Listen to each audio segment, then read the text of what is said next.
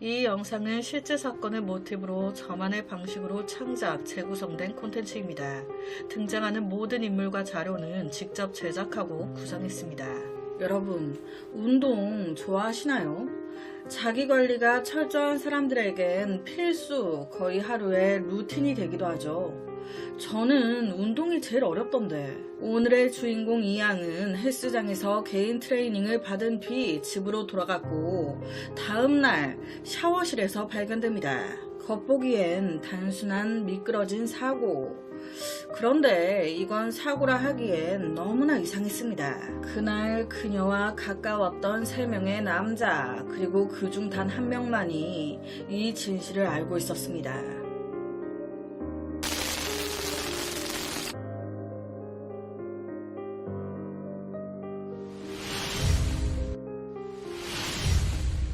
경기도의 한 복잡한 도심 거리, 형형색색 불빛이 번쩍이는 거리를 걸어가는 한 여성이 보입니다. 그녀는 이제 갓 30대가 된 싱글 이양이었어요. 이양은 혼자 사니까 10평 남짓 원룸에서 생활했는데 그녀에 대해 짧게 소개하자면 자기관리에 철저한 여자였어요. 이 자기관리도 되게 부지런해야 되거든요. 와, 정말 대단합니다. 이 양은 중소기업의 사무직으로 근무하고 있었어요. 사무직. 하루 대부분을 책상에 앉아 지내야 했죠.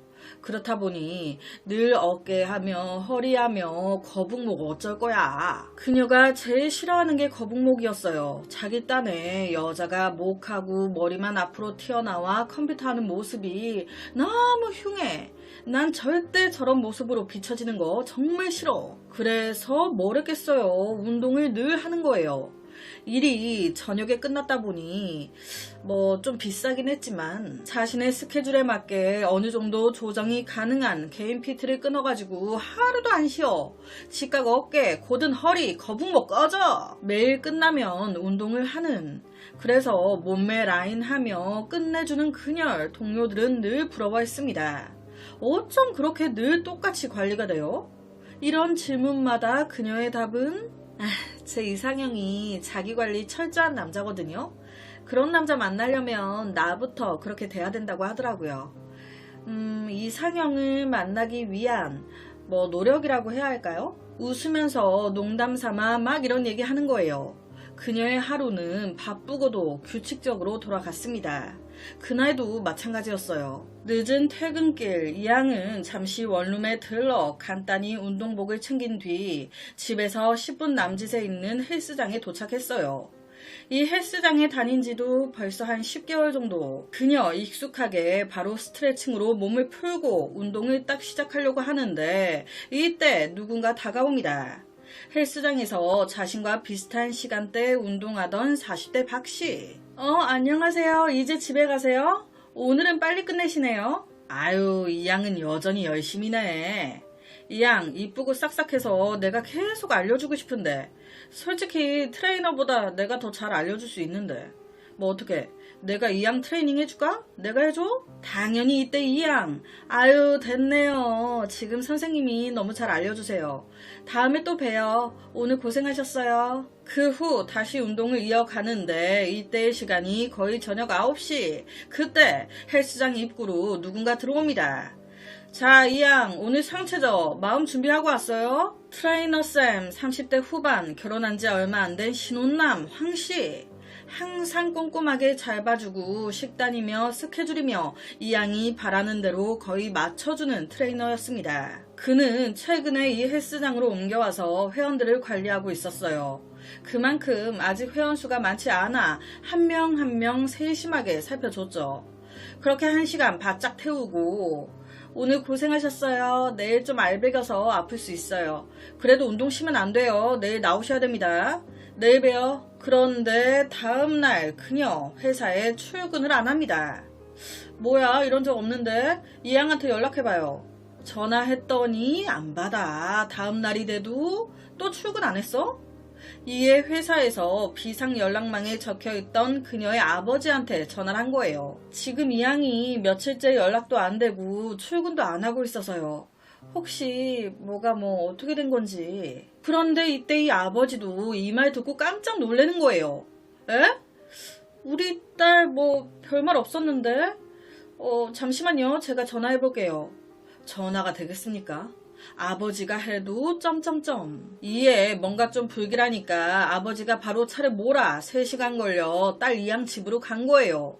문이 안 열려. 다행히 비밀번호를 알고 있었어요. 띠띠띠띠 눌러 들어갔더니 엄마야, 샤워실 문틈 넘어 내 딸이 쓰러져 있어. 이게 무슨 일이야? 바로 구급차가 도착하지만 그녀 끝내 돌아오지 못했습니다. 이렇게 되면서 수사가 시작되는데 처음엔 누가 봐도 단순 사고처럼 보였어요. 이거는 씻고 나오다가 화장실 특성상 바닥이 미끄러워가지고 뒤로 자빠졌네. 단순 사고로 종결하려고 했는데 그런데 며칠 뒤 나온 정밀 감식 결과가 뭔가 좀 이상했습니다. 첫 번째 이상한 점, 머리의 흔적이었어요. 씻고 나오다가 미끄러져서 그대로 뒤로 꾹 넘어졌다면 머리의 흔적이 어디 남아야겠습니까? 당연히 뒤통수겠죠. 그런데 왜 이 양은 그 흔적이 정수리에 있지? 그것도 부자연스러운 각도에. 오히려 뒤통수는 멀쩡했습니다. 이건 단순히 넘어져서 생긴 흔적이라고 보기엔 어딘가 되게 이상했던 거죠. 두 번째 이상한 점은 피부의 염분 수치입니다. 운동을 마치고 샤워를 했다면 몸 전체가 깨끗해야 돼요. 다 씻고 나오다가 그렇게 된 거니까. 하지만 검사 결과 정말 이상합니다. 그녀의 상하체 염분 수치가 다른 거예요. 그것도 확연하게. 예를 들면 상체는 깨끗해. 그런데 하체는 염분기가 있네. 이런 식으로. 샤워하고 나오다가 이렇게 된 거라면 다 깨끗해야지. 운동을 끝내면 가장 찝찝한 곳이 땀을 많이 흘린 머리와 상체인데 머리는 귀찮아서 그럴 수 있다고 하지만 보통 샤워를 했다면 몸 전체가 일정한 수준으로 이 염분 수치가 검출돼야 하는데 특정 부위만 씻었다는 건 말이 안 되는 거죠. 그리고 결정적인 단서가 나오는데 이건 결말에 알려드리겠습니다. 경찰은 현장 감식에서 확보한 단서들을 토대로 이 양과 마지막으로 접촉했거나 그녀와 가까웠던 인물들을 조사하기 시작합니다. 그 결과 딱 3명이 주목되는데 첫 번째는 이 양이 일했던 직장에 가가지고 이것저것 물어보니 다 같이 조용히 하는 말이 그 파트장님이 이 양한테 농담을 자주 했었어요. 그 좀 선 넘는 그 이상한 농담들 있잖아요. 듣고 있자면 좀 기분이 찜찜해지는 그런 농담들. 이 파트장이 기러기 아빠로 혼자 지내고 있었어요. 실제 업무를 알려준다며 이 양에게 불필요한 접촉을 시도한 적도 있었다고. 이게 회사 내에 퍼지면서 좀 난리가 났었다는 거예요. 하지만 이에 대해서 그는 억울하다 말합니다. 나 그 시간에 집에 있었어요. 내가 뭐하러 직장 직원한테 그런 짓을 합니까? 아, 집에 혼자 있었다. 그 증거는요? 집에 혼자 있었는데 누가 뭘 어떻게 증명해요? 하지만 결론은 이 파트장 의심되는 인물에서 바로 배제돼요. 왜? 네가 집에 그 시간 있었다면 전기도 썼을 거고 물도 썼을 거고 당연히 이렇게 되잖아요. 그걸 바로 확인 들어간 거예요. 봤더니 그날 그 시간 물이나 전기가 돌아가고 있었어. 거기다 정확하게 그가 집에 들어가는 장면이 찍힌 CCTV가 확인된 거예요. 이건 빼박이죠. 그렇다면 두 번째는 40대 중반 체격이 좋았던 박 씨. 앞서 이 양과 헬스장에서 만났던 인물이었죠. 박 씨는요, 이 양과 종종 같은 시간대에 운동을 하면서 어느 정도 친분이 있는 사이였어요. 이 양이 개인 PT를 하기 전에 박 씨가 친하니까 자세도 많이 알려주고 했었다고. 그날요, 운동 끝내고 가려는 찰나에 이 양을 만났습니다. 인사했어요. 그 후에요? 저 그냥 나와서 몸이 찌뿌둥하길래 동네 사우나에 갔습니다. 가서 확인해보세요. 이 양에게 일이 벌어진 시간은 저녁 11시에서 12시 사이로 추정이 됩니다. 그런데 진짜 그 이전인 10시 45분경 사우나 주인이 사우나에 온 박 씨와 인사했다고 증언을 합니다. 계산하고 들어가서 씻고 나오는 시간만 해도 도저히 이동할 시간은 안 돼 보이는 거예요. 그렇게 이 박 씨 또한 배제. 마지막으로 용의선상에 있었던 사람, 바로 이 양의 헬스 트레이너 황 씨. 30대 후반으로 결혼한 지 얼마 안 된 새신랑이었죠. 황 씨가 말하길 이양 트레이닝 마치고 이양 나가고 한 20분 뒤에 헬스장에서 나와 뒤쪽 공원에서 개인 운동을 좀 더 하다가 집에 들어갔다는 거예요. 그걸 증명해 줄 건 공원에 CCTV가 있다. 바로 경찰 확인 들어갔어요. 그런데 뭔가 찍혀 있긴 해. 그런데 화질이 너무 안 좋고 멀리에서 찍힌 거예요. 아니, 화질이 안 좋으면 이건 찍히나 마나 아닙니까? 이왕 좀 설치하는 것 좀 화질 좀 그나마 얼굴이라도 식별이 좀 가능한 걸 달아놓든가. 찍혀있으면 뭐하냐고. 누군지 모르는데. 셋 다 이양 집에서 그렇게 멀지 않은 곳에 집, 사우나, 공원이 있었기에 이 세 명이 가장 유력했습니다. 하지만 여기서 사우나 주인의 증언으로 회원이었던 박 씨 제외되는데, 앞서 언급했지만 추정 시간을 저녁 11시에서 12시 사이로 보고 있었어요. 그런데 사우나 주인이 들어가는 글을 10시 45분에 봤으면 시간이 안 되니까. 그렇다면 남은 건 황 씨와 파트장인데, 그런데 이 파트장 역시도 수도, 전기, 계량기와 CCTV로 입증이 됐죠. 남은 사람은 황 씨, 그녀를 마지막으로 본 사람도 황 씨, CCTV도 황 씨인지 정확하게 모르겠어. 솔직히 이런 생각도 들어요. 이 양의 상체와 하체 성분 검출에서 차이가 심했어요. 위에는 여러 성분이 강하게 검출되는데 하체는 그에 비해 깨끗해. 솔직히 너무 피곤은 하고 그냥 자기에는 찜찜해서 여자들 머리 감으면 말리는 데만 수십 분이에요. 그러니까 그냥 대충 몸의 일부만 씻고 나가려다가 엄마야 넘어져서 이렇게 된 거일 수도 있잖아요. 아닐 수도 있고요. 경찰은요, 우선이 황 씨를 완전 주목했습니다. 하지만 계속해서 황 씨는 CCTV 속 저기 앉아있는 남자가 저 맞아요. 저예요. 하지만 얼굴이 안 보이는데 어떻게 알아요?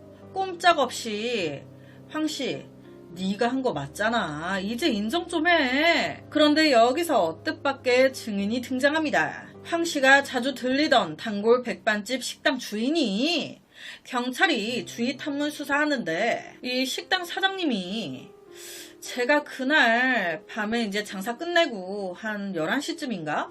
날이 너무 좋길래 산책을 나갔는데 그때 황 씨가 공원 벤치에서 운동을 하고 있더라고. 그래서 내가 속으로 와마 운동에 미쳤구나. 헬스장에서 하루 종일 운동하는 것 같더만 여기서 또 저러고 있네. 라고 생각을 했었다는 거예요. 저기 요거 화면은 안 좋은데 저기 공원 옆에 벤치 옆에 지나가는 사람 있지? 그게 나요. 내가 황씨 운동하는 거 저때 보고 있었다니까. 즉 CCTV 속 남자 황씨가 진짜 맞아. 그럼 뭐야? 황씨도 아니라고?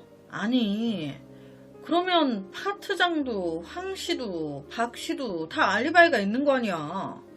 설마 그럼 진짜 사고야? 이렇게 된 상황에서 경찰은요, 순간 불현듯 이런 생각이 들었어요. 보시면 파트장 CCTV가 있어요. 황 씨 또한 CCTV와 증인이 있습니다. 그런데 박 씨를 봤었다는 사우나 사장님의 말, 10시 40분쯤 사우나 들어가는 박 씨와 인사를 나눴다. 그래서 경찰이 그 사우나 CCTV 확인했단 말이에요. 문제는 그 이유였습니다. 진짜 사장님 말대로 박 씨가 사우나 들어가는 거 CCTV에 찍혀 있었어요. 그런데 이 남자 사우나에서 나오는 장면이 없어. 이거 뭐지? 거기다 혹시나 싶어 경찰이 사우나 가서 그가 사용했다는 라카룸을 딱 열었는데 옷이 그대로 있는 거예요. 여기서 경찰이 든 생각이, 얘가 증인 만들려고 들어갈 때 얼굴 내놓고 들어갔다가 바로 뒤이어 옷만 갈아입고 CCTV 사각지대 통해 다른 출구로 빠져나간 거 아니야? 그러니까 CCTV에 나가는 장면이 없는 거죠. 옷만 그대로 라카룸에 남아있고. 박 씨는요, 사우나에서 계속 늦게까지 있었다고 했어요.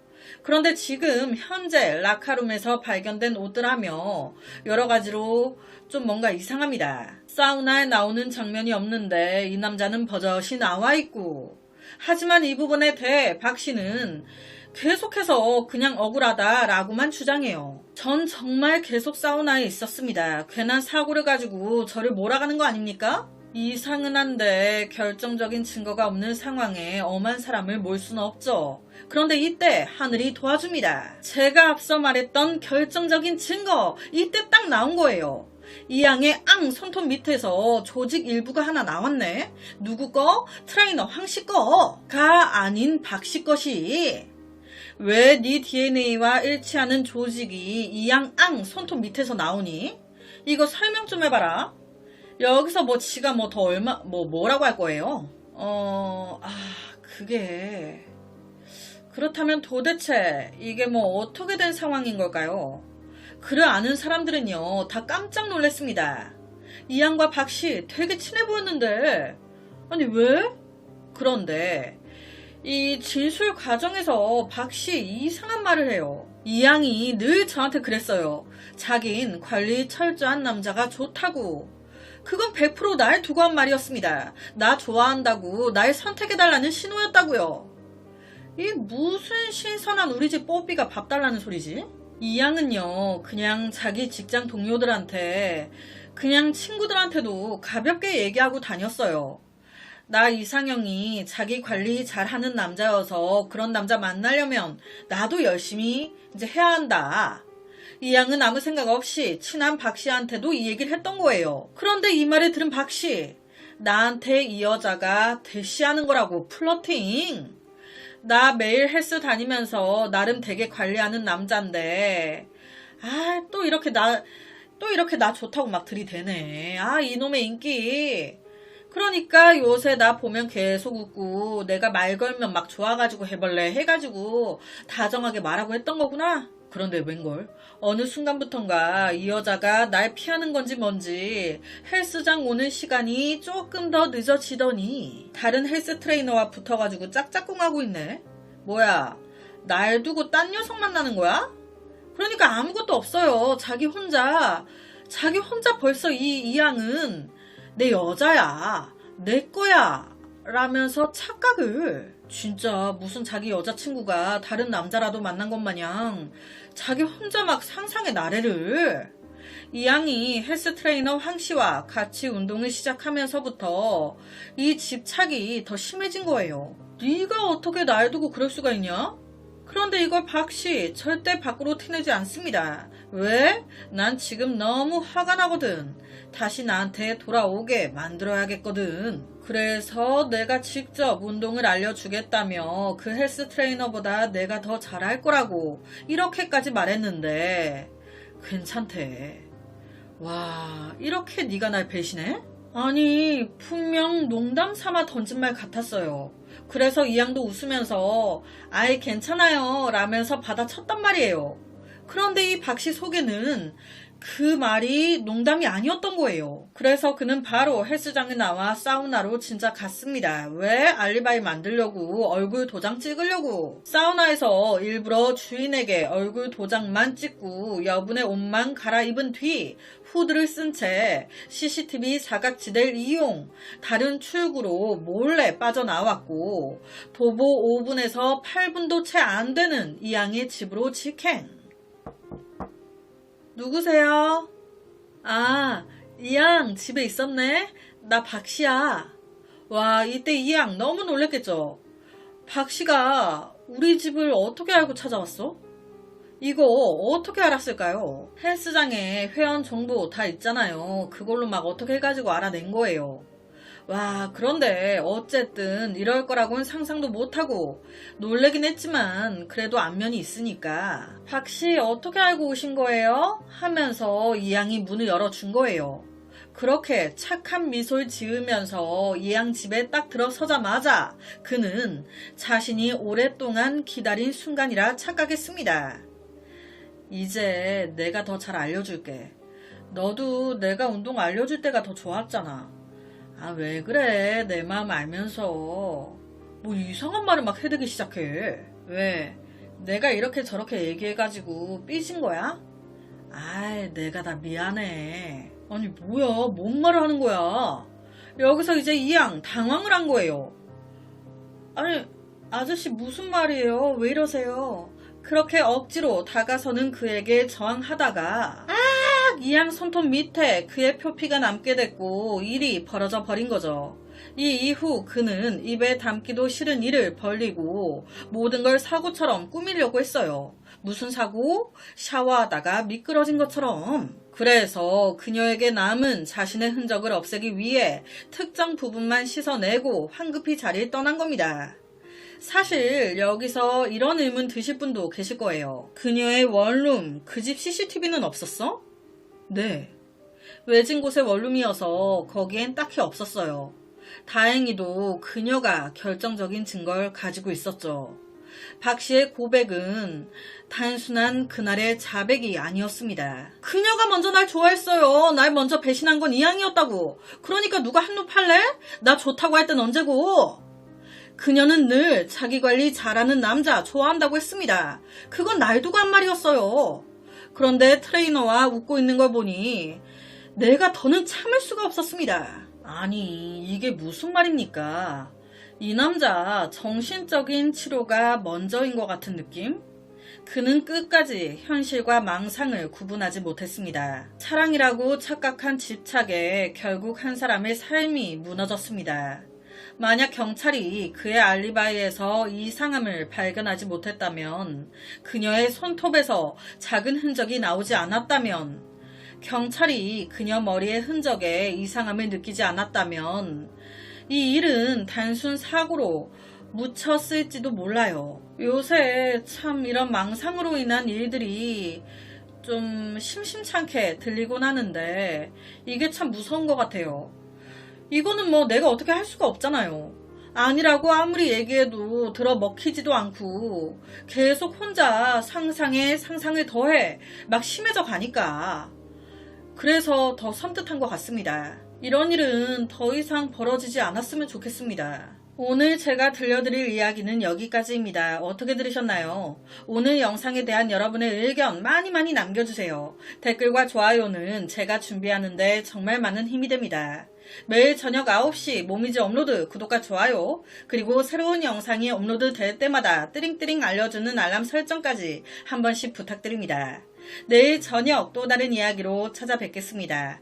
내일 봬요. 휴양지 어디로 다녀오셨나요? 여행은 맛있는 먹거리와 고급 리조트 모든 것이 우리를 설레게 합니다.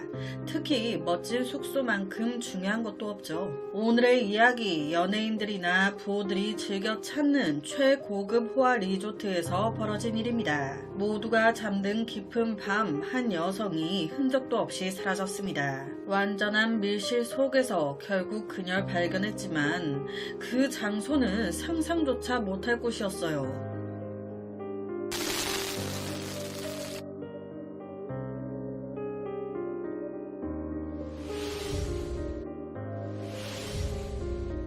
오늘 이야기는 태국 남부의 고급 휴양지에 위치한 한 리조트에서 시작됩니다. 이곳은 하루에 단 10팀 정도만 받는 초호화 프라이빗 리조트. 객실 하나하나가 작은 별장처럼 꾸며져 있고 모든 손님은 전용 차량을 통해서만 입장할 수 있죠. 외부인은 절대 들어올 수 없다는 점이 이 리조트의 자부심이었습니다. 사라진 여성의 이름은 린차오, 중국 상하이 출신의 20대 후반 여성이었어요.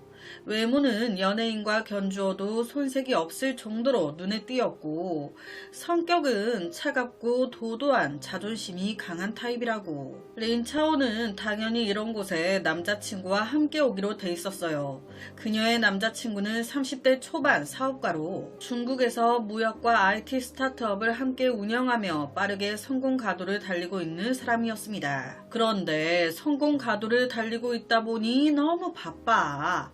같이 여행하기로 했는데 갑자기 해외 투자자 미팅이 잡혀버리면서 꼬여버린 거예요.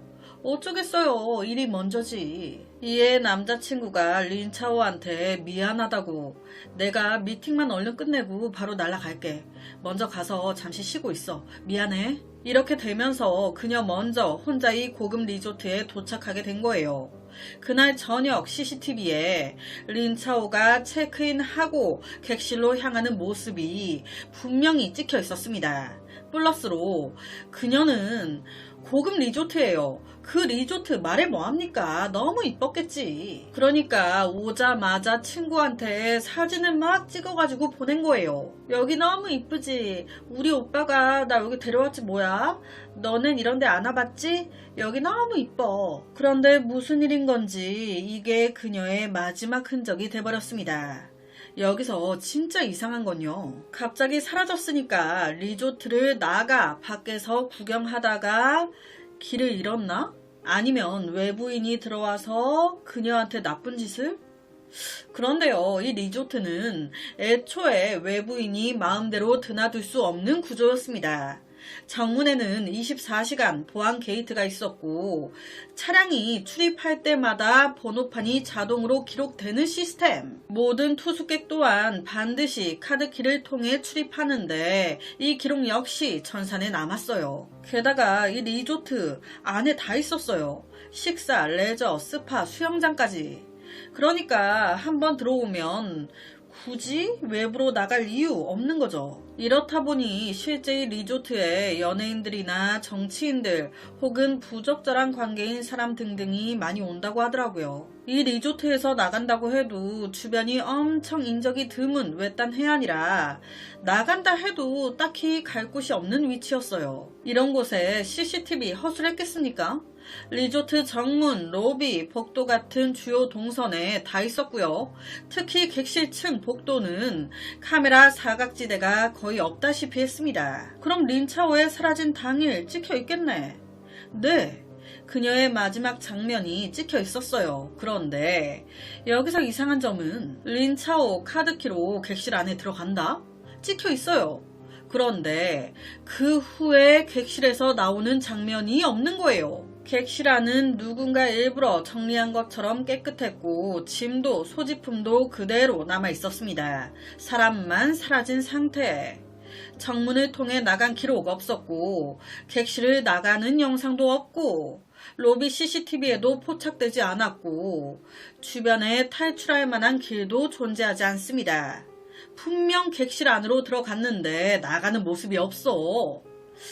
이건 뭘 말하고 있는 걸까요? 곧바로 형사들이 리조트에 투입됐습니다.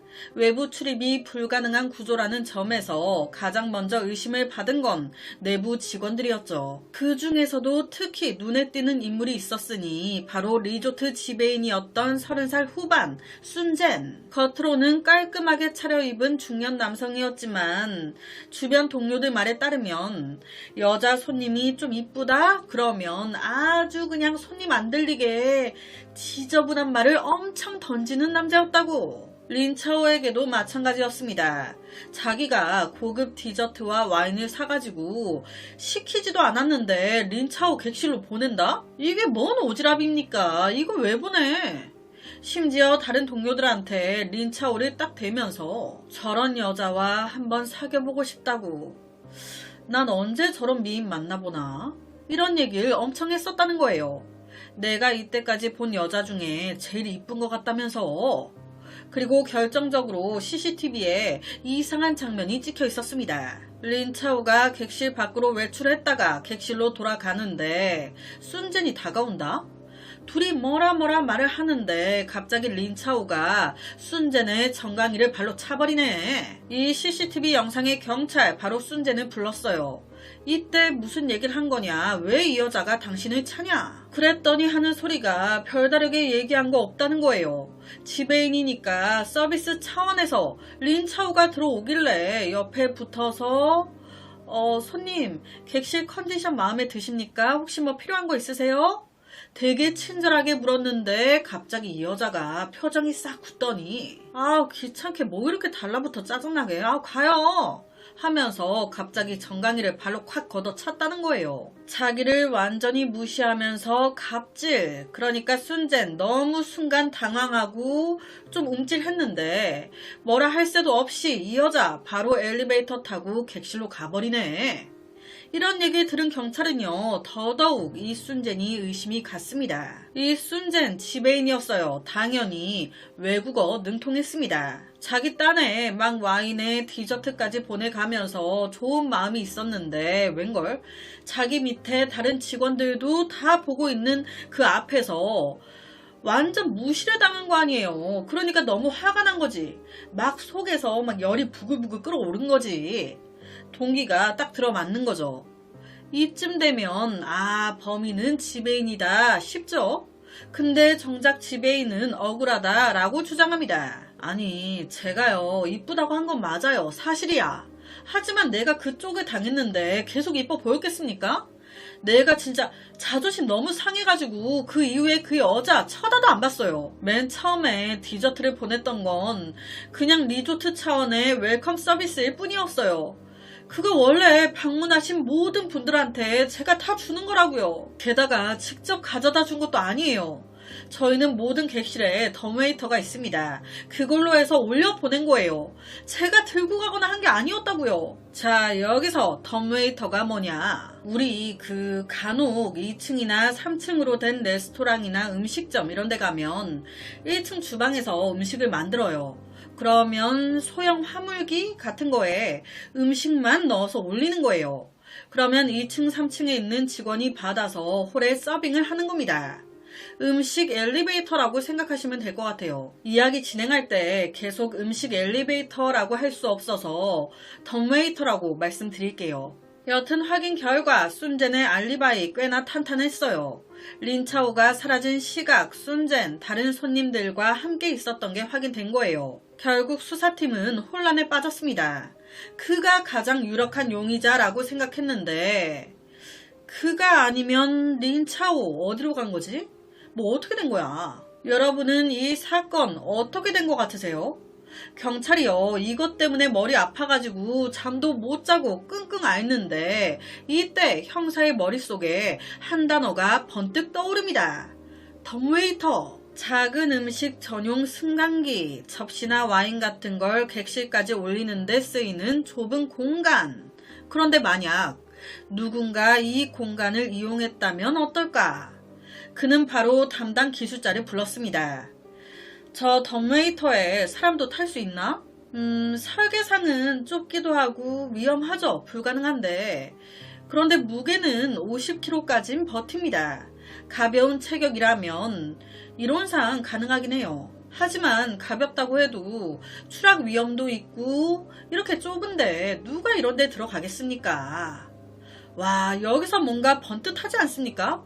와, 설마 무게 50kg까진 버틴다? 바로 여자 직원들 전부 다시 조사해. 알리바이가 흔들리는 사람 있는지 확인해. 경찰은요 리조트 내 여직원 한 명 한 명의 알리바이를 꼼꼼하게 확인했습니다. 하지만 프런트 직원, 레스토랑 서버, 스파 관리사 등등 모두 다른 손님들과 함께 있었거나 근무 일지가 명확하게 남아있는 거예요. 알리바이가 완벽해. 와, 그럼 뭐지? 이걸 확인한 순간 경찰이요 50kg 미만까진 버틴다고 하니까 내가 너무 여자일 거라고 닫아놓고 생각하나? 50kg이 안 되는 남자들도 있잖아. 역시나 조사 막바지에 다다랐을 때쯤 여직원 한 명이 저희는 진짜 아니에요. 다 50kg이 넘기도 하고요. 우리 리조트에서 되게 마른 사람이 누가 있지? 야간 경비 아저씨 되게 말랐던데.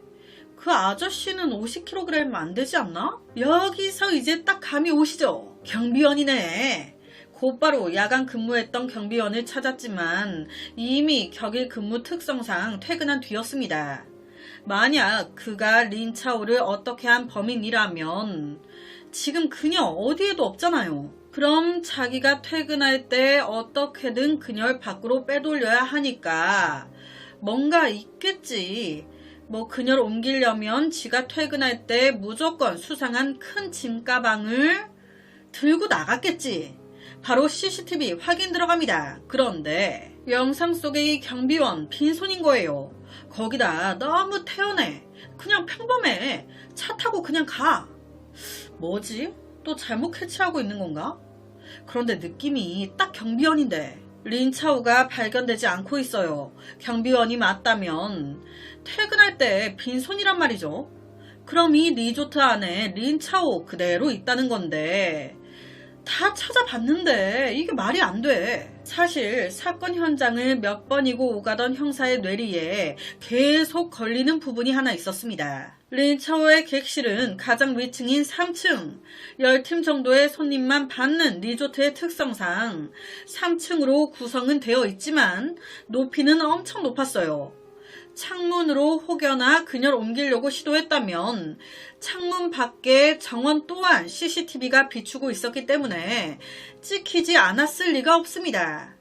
그곳에서 어디로든 나갔다면 반드시 CCTV에 찍혔을 거예요. 하지만 어디에도 그녀의 모습은 없었죠. 리조트 구조상 정문을 통과하지 않고는 외부로 나갈 수 없고 로비와 복도, 계단, 엘리베이터는 전부 카메라 사각지대가 거의 없습니다.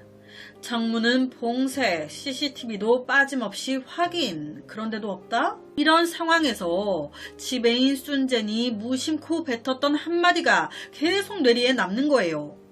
객실에 덤웨이터로 디저트와 와인을 올렸다. 이 형사분들이 여러 경험에서 나오는 경력이라는 게 있잖아요. 당시 형사분 몇 해 전에 세탁물 통로를 이용해 범행을 감춘 현장에 투입이 된 적이 있었던 거예요. 촉이 비슷한 것 같아.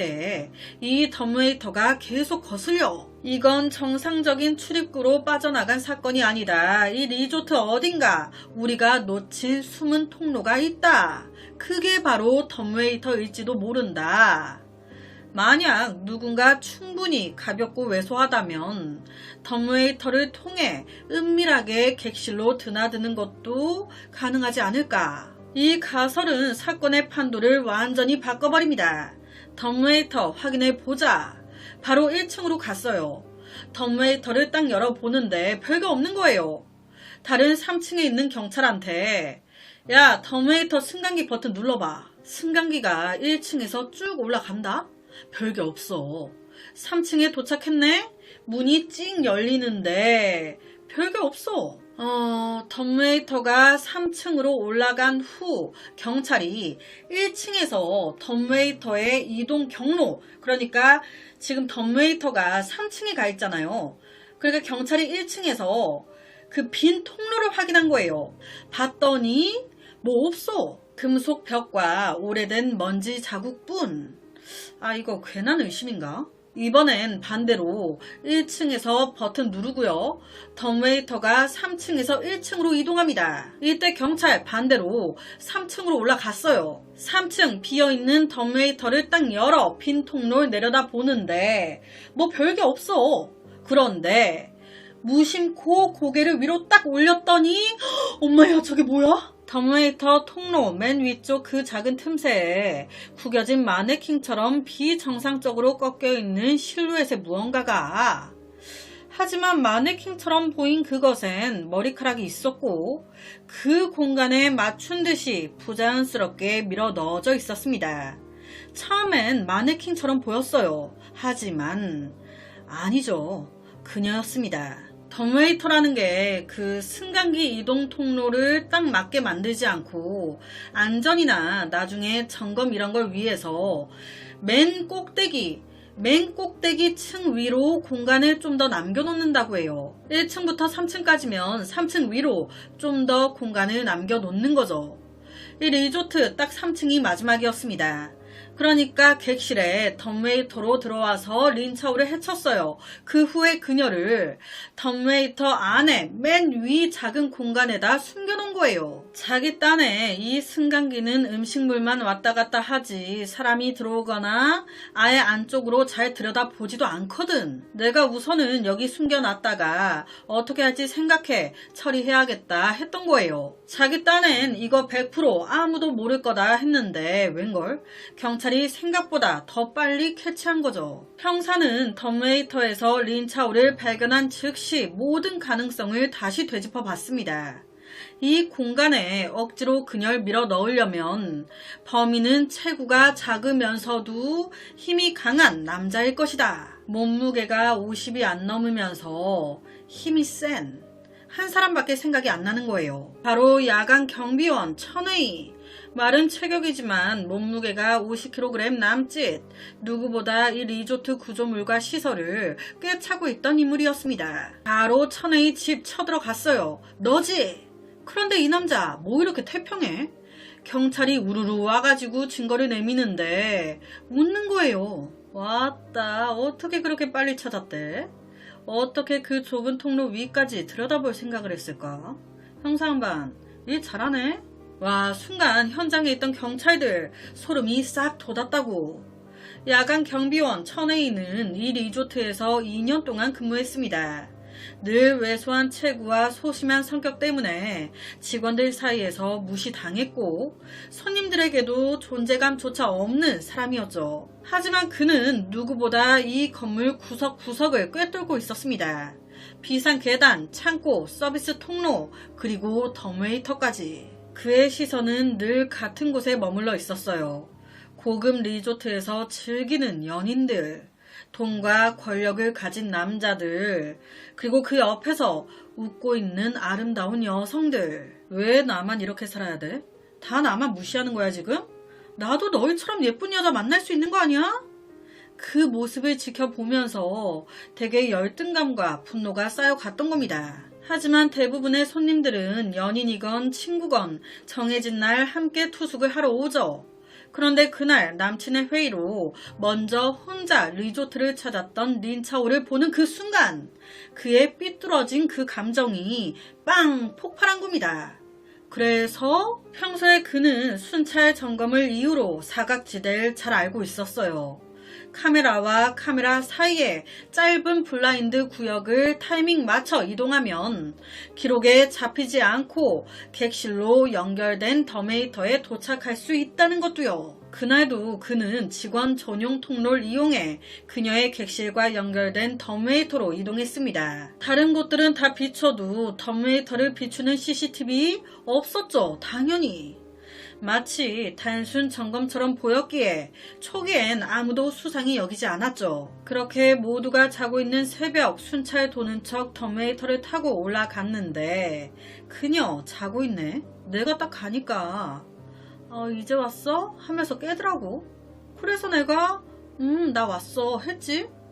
그런데 날 보더니 무슨 벌레 본 것 마냥 난리 치더라고. 내가 이때 얼마나 기분이 나빴겠어. 그래서 나도 똑같이 대해줬지. 그 후에 어떻게 할까 하다가 덤웨이터의 윗 공간, 여긴 100%다. 시간 벌기 딱 좋다. 하지만 야간 경비원 천웨이가 완벽히 숨겼다고 생각한 그 공간이 그가 덜미를 잡힌 이유였죠. 이 일은 결국 누구도 의심하지 않았던 야간 경비원의 소행으로 밝혀졌습니다. 외부 침입은 불가능하다고 믿었던 철저한 보안. 그러나 내부에 숨어있던 단 한 사람의 집착과 열등감이 모든 안전망을 무너뜨린 겁니다. 결론은 마지막까지 반성도 없고 죄 질도 극히 나쁘다고 해서 그냥 다른 저 세상으로 가라. 땅땅땅. 만약 경찰이 끝까지 덤웨이터를 의심하지 않았다면, 그래서 수사를 종료하고 그에게 시간을 줬다면 이 이야기는 영원히 미제로 남았을 수도 있었습니다. 집요한 관찰과 의심 그리고 포기하지 않았던 수사가 진실을 드러낸 결정적인 힘이었던 것 같아요. 오늘 제가 들려드릴 이야기는 여기까지입니다. 어떻게 들으셨나요? 오늘 영상에 대한 여러분의 의견 많이 남겨주세요. 댓글과 좋아요는 제가 준비하는데 정말 많은 힘이 됩니다. 매일 저녁 9시 모미지 업로드 구독과 좋아요 그리고 새로운 영상이 업로드 될 때마다 띠링띠링 알려주는 알람 설정까지 한 번씩 부탁드립니다. 내일 저녁 또 다른 이야기로 찾아뵙겠습니다. 내일 봬용. 사랑하는 사람을 위해 스스로 상처를 감수해 본 적 있으신가요?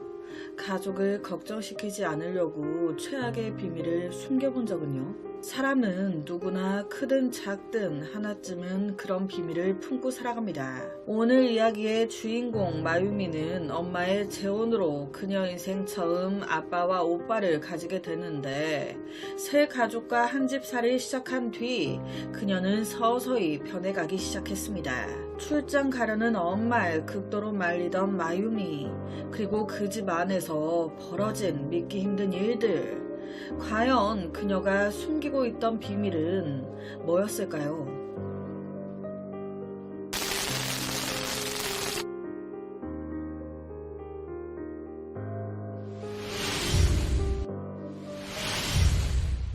한적한 일본 교회의 한 고깃집, 그 테이블 한쪽에 엄마 미치코와 딸 마유미가 마주 앉아 있습니다. 마유미, 오늘 마음껏 먹어.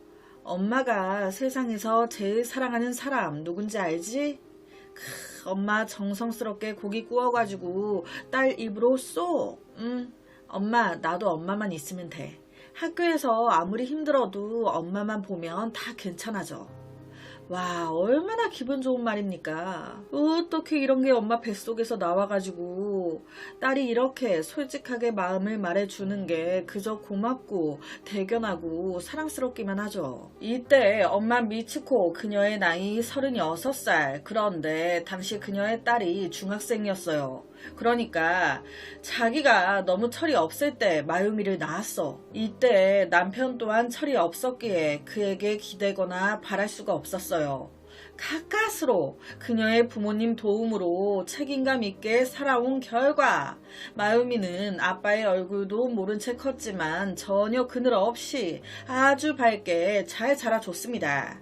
그런 모녀에게 2년 뒤 다가온 남자가 있었으니 30대 후반의 이치다. 미치코는 당시 사무용품 회사의 홍보 및 판매 관련 팀에서 일을 하고 있었는데 타 지역에 자신 회사의 제품 브리핑을 갔다가 우연찮게 그와 눈이 맞은 거예요. 둘은 나이도 비슷했고 이치다 또한 일찍이 한 번의 결혼 실패로 마유미보다 한 살 많은 아들이 있었습니다. 두 사람 다 비슷한 나이 또래의 아들, 딸이 있었기 때문이었을까요? 여러모로 공감대도 있다 보니 말도 통하고 그렇게 점점 급속도로 가까워지더니 감정이 막 싹트기 시작한 거예요. 그 누구보다 열심히 살아온 이 둘의 만남을 반대할 사람 아무도 없었죠. 결론은 얼마 안 가 이 둘 결혼하게 됩니다. 이렇게 해피엔딩으로 잘 살았어요. 끝! 나면 좋으련만 그랬으면 제가 영상으로 제작을 안 했겠죠. 이 두 사람이 연애에 결혼까지 할 때 벌써 그녀의 자녀들은 우리나라로 치면 고2와 고3이었어요. 한창 예민한 시기이기도 했던 딸 마유미가 이치다와 그의 아들까지 다 해서 4명이서 같이 살게 된 이후부터 조금 이상하게 변하기 시작한 겁니다. 엄마의 직업상 타 지역으로 1박 2일 혹은 2박 3일 정도의 출장이 잦았는데 그때마다 너무 심하게 우울해하면서 자꾸 엄마한테 엄마 안 가면 안 돼? 막 이런 말을 하기도 하고 엄마 입장에서는 딸이 이런 말 한다고 일을 안 갈 수는 없잖아요. 마유미 미안해 엄마 가야 돼 라고 하면 막 얘가 필요 이상으로 소리 막 지르면서 방문을 쾅 닫고 들어가. 펑펑 울면서 오열하기까지. 그때마다 이제 아빠이자 오빠가 된 이치다와 아들이 우리가 잘 돌볼게요. 걱정하지 말고 다녀와요. 그녀를 안심시키고 배웅해 줬습니다. 엄마는요 고등학생 한창 사춘기 때거든. 진짜 무슨 말만 해도 막 틱틱대고 와 사춘기 아이 키우기가 여간 힘든 게 아니네. 그런데 마유미의 이상 행동은 이것뿐만이 아니었습니다. 그녀보다 한 살 많았던 오빠가 동생 마유미랑만 있으면 그렇게 다쳐. 한날은 위층에서 악 소리가 나고 난리가 나서 놀래 뛰어 올라가 봤더니 마유미는 막 부들부들 떨고 있고 그 옆에 의붓 오빠 이치다의 아들은 또 얼굴에 막 펄한 흔적이 있고 또 한 날은 긁혔는지 막 얼굴에 손톱 자국이 나 있어 의붓 오빠가. 그러니까 이 둘이도 서로 남매로 인정이 안 되는 거예요. 네가 뭔데 내 오빠 행세하겠다고 난리야. 나한테서 엄마 뺏은 걸로 모자르디? 우리 집에 왜 기어 들어와가지고 난리냐고. 니네 아빠랑 우리 집에서 나가. 이러니 이 아들도 그래 나도 너 같은 동생 필요 없어. 야 나는 뭐 들어오고 싶어가지고 들어온 줄 아냐? 나도 니네 엄마나 너나 다 싫어. 마음에 안 들어. 그러면서 둘이 막 몸싸움으로 번지는 경우가 허다했던 거죠. 누가 봐도 이건 딸 마유미 딴에 엄마가 결혼 전에는 온니 나만을 생각해 줬었는데 결혼 후에 갑자기 남매라고 오빠가 떡하니 하나 들어오더니 뭔가 나한테 올 사랑을 나눠 가지는 것 같은, 엄마를 뺏긴 것 같은, 그러니까 오빠만 보이면 싫어가지고 막 괴롭히는 거지. 당연히 처음엔 이 엄마 어느 정도 딸도 적응 기간이라는 게 필요하잖아요. 내 입장만 생각해서 결혼한 거 아니야.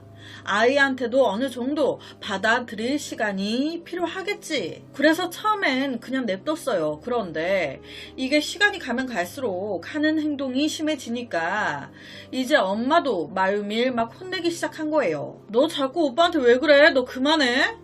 그러면 그때마다 마유미는 내가 안 했다고. 엄마는 왜 자꾸 나한테만 난리야? 엄마가 이러니까 나 진짜 다 짜증나. 이런 상황에 마유미의 의붓 오빠 아빠를 흠칫 보더니 맞아요. 제가 덜렁대다가 이거 다친 거예요. 마유미는 관계없어요. 이러니까 또 마유미 입장에서는 더 화가 나. 막 부들부들 떨면서 아빠와 오빠를 노려보더니 너네 때문에 너네 오기 전에 엄마랑 나 행복했는데 문 쾅 닫고 들어가 버리고 그 안에서 또 막 펑펑 우는 소리만.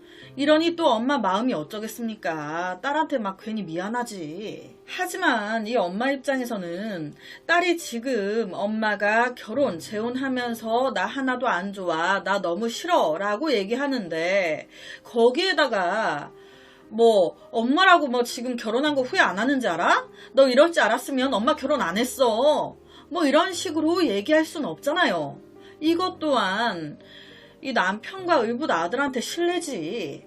그러니까 나름 엄마 딴에도 고민하다가 딸과 따로 둘이 시간 내서 옛날처럼 데이트를 좀 하자. 딸, 엄마가 미안해. 마유미가 엄마를 조금 이해해주면 안 될까?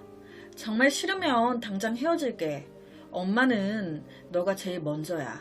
이런 진심 어린 그녀의 말에 딸은 또 엄청 싫다가도 아니야, 내가 좀 더 참아볼게.